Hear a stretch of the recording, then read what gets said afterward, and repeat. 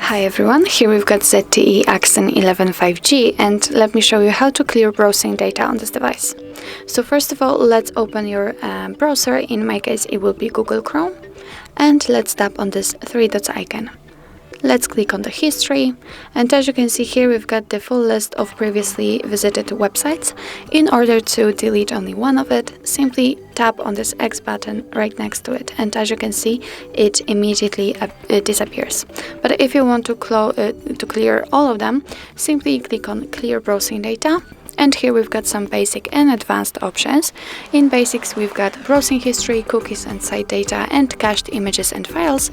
And in advanced we can also delete saved passwords, autofill form data and site settings.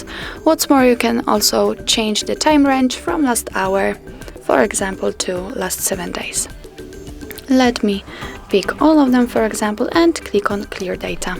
And as you can see, it has been successfully deleted. So here we've got no pages that we've previously visited. So that's all. This is how to clear browsing data in your ZTE Axon 11 5G.